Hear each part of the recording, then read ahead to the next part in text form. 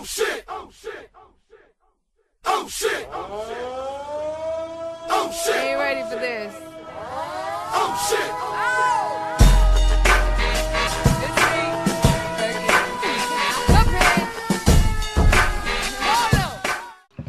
What's up, everybody? This is me.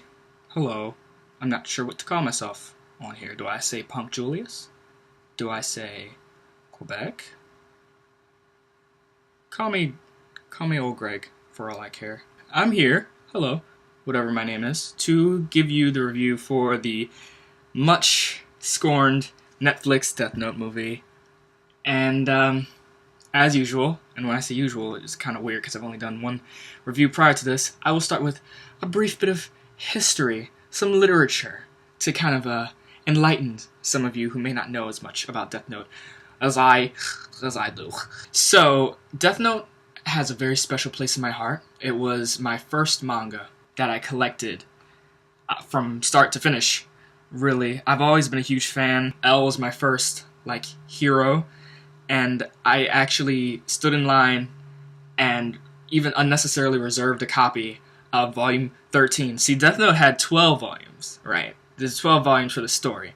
Volume 13 was the one where all the questions that you didn't have answered in the story get answered. So you get to find out everybody's full names. That was the biggest draw. You get to find out everyone's real name. You get to find out L's real name. And it came with a little trading card. I stood in line. I waited to get the trading card. I opened it up. And I found out his real name. It's Loliet. I still have it. And you get to find out everybody's stats. It was just a really cool thing. Anyway, the point is, I'm just a huge Death Note fan. And I love unique versions of classic... Sorry, 1 second. Yes? What's up? Oh, okay, sorry. 1 second.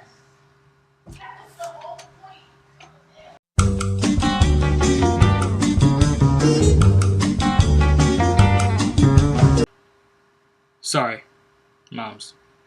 What was I saying? Oh yeah, and I love unique versions of classic, already established stories. So I was one of the few people who was actually really excited for this because I saw all the potential, all the changes, and instead of retaliating against these changes like everybody else seemed to do, I'm a special snowflake, so I was very, very stoked. So let's get on to why I was wrong, and this should not be viewed by a Death Note fan or otherwise. It starts off not great. Like, from the very beginning, it starts off not great. The opening sequence, it's kind of interesting, but it feels like out of place. Weirdly sets the tone for the rest of the movie, because that could kind of be applied to the entire movie as a whole. It just is a really weird vibe. It's kind of cool, but just poorly executed. To make matters worse, the main character, let's just start with Light himself. He was insufferable. I couldn't stand him. He was whiny, he was annoying. Nat Wolff, my boy, you can't act. It was just a mess. It was a mess. He was just a mess. He wasn't likable at all. And I know Light as a character in the original, this is a new version, so take that with a grain of salt, but he had no likable qualities, really. At all. And the romance between him and Discount Emma Roberts, it's bad. Mia, not to be confused with Misa from the manga and anime, is worse than Light, actually. She's completely different from Misa, first of all, so that's... But beyond the name and, being into Light, that's pretty much where their similarities end. So she's a brand new character, and she's completely disgusting and awful. She's not sympathetic or likable, let alone realistic. Another issue is the things that they try to blend in with the original source material, like the apples being a big thing from the original, and Kira as a name. They don't work with how much other stuff they've changed about this version. You know, it doesn't blend correctly. So they have all these new changes, which I'm on board with. You know, instead of a handsome, sexy heartthrob who's a genius, you know, Light is kind of like this nerd who kind of gets picked on and he's awkward. Okay. And instead of like an obsessed Kira fangirl, Misa is kind of, well, she's a new character, but in the context of this analogy, she's kind of just some crazy girl who likes killing people. And Light also likes killing people sometimes, kind of, so she's into him. And, you know, big changes. Like, now his dad doesn't have a mustache, which I was personally furious about. You know, people are mad because L is black. Where's Soichiro's mustache? Where's that? That's a big character. His glasses and mustache are iconic. You know, it's just... Speaking of iconic, one thing that I do want to kind of pause and break here for a second is just... Wait, no, you know what? I'm going to get to that later. Let's start with more negatives. We'll get to the positives in a second.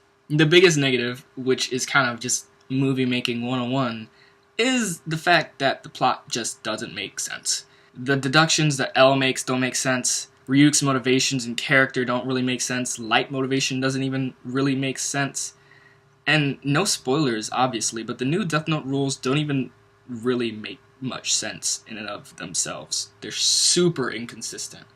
They kind of just change and fluctuate as the plot necessitates. Nothing is set in stone or paper, I guess, because it's a notebook. It's just,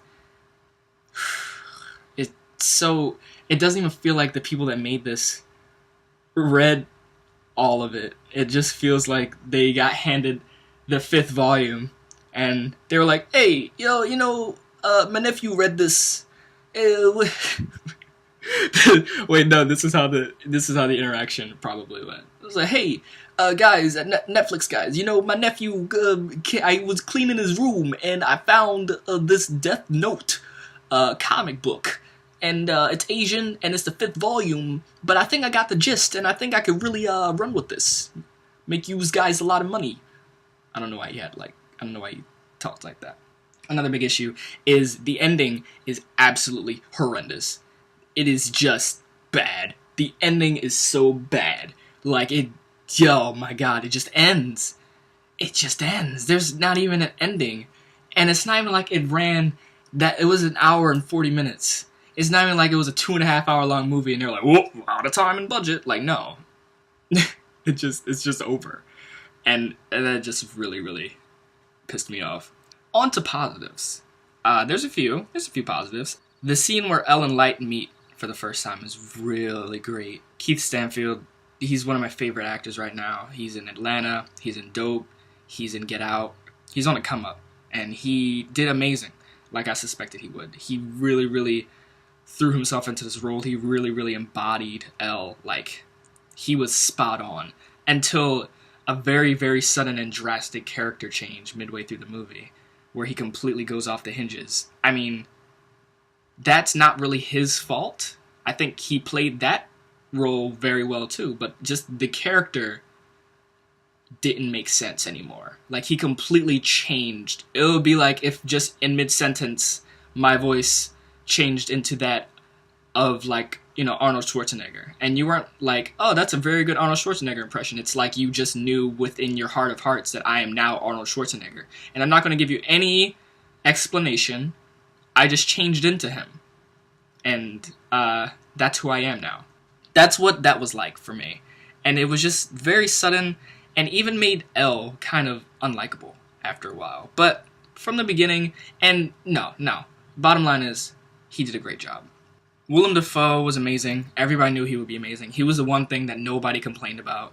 His voice, perfect. His acting, perfect. Ryuk himself, terrible. I know I was talking about positives, but Ryuk was terrible. By the end of this movie, I'm realizing nobody was likable. I literally can't think of a single character that I liked or cared about by the end, except maybe Elle. But that kind of goes back to the plot not making any sense. Like, it just... No one is realistic. No one is really that smart. People kind of just know things and kind of just do things without actual rhyme or reason behind it. Oh, wait. Positives. Right. Sorry. So, the cinematography is cool. They have some... It's kind of pretty at some points, especially in Elle and Light's first meeting. Very aesthetically pleasing. And the soundtrack is pretty cool. It kind of comes out of nowhere. At the end, it's just really awesome, like Stranger Things 80s music playing. So, that was kind of neat. But as much as I love the concept and the idea of alternate versions of Light and Ryuk and Elle, this one, unfortunately, was really poorly executed. And I'm cool with you portraying this new version of Light as, like, just a victim who's easily manipulated by pretty much everybody around him, but when no character in the entire movie is sympathetic or has understandable feelings, reactions, or motivations, it completely just takes the wind out of your sails and just deflates the entire thing. And that's just what happened. Light wasn't really the dark anti-hero anymore. He was kind of just this whiny little boy who got this power he didn't really know what to do with. Elle was the same as he was in the original until the middle, when he kind of just loses his mind. Mia, who is just... I feel like they just couldn't get Emma Roberts for this role, and they were like, casting call, Emma Roberts impersonator. And she got it, and she really nailed that Emma Roberts role. Ryuk, he was ugly, but beyond him just being really ugly, he was super unlikable. I didn't like him at all. Yeah, I mean, I guess that's pretty much it. Just a really big disappointment. In the end, I'm probably just gonna have to clock in Death Note at, like, a 1.5 out of 5, if I'm being completely honest. Like, before the end, I was gonna give it a 2, maybe a 2.5. But the ending is so sudden, it's so unsatisfying. It really is just... It's really just spitting in your mouth at that point. Like, it's just... Oh, there was that thing that I was gonna mention from earlier on. Elle being, like, my hero as a kid growing up, it was like a baptism seeing him portrayed by, like, a black dude on screen. It was just really, really awesome. And I don't know how many other people can really relate to that, because I don't know how many other people can say that they kind of idolized a fictional part Japanese detective from, like, a comic book growing up. But I did, so it's just one of those things where, representation, it's very important. And I feel like not enough people take that into consideration when they complain about everything all the time. But, alas, just another failed anime adaptation to add to the ever-growing list. And another failed, like, reboot, revisioning, or whatever you want to call it, of just something that's already been kind of grounded into society. Yeah, we got a failed Jared Leto Joker. We got a failed Lex Luthor. We got a failed Death Note. Are there more? Probably. I can't think of any right now. Comment below with failed revisionings of, like, wait, am I saying that wrong? Re-envision. You know what I mean. Failed, like, alternate versions of famous things, if you can think of any more. Even though two of those are from, like, DC, but they're trying.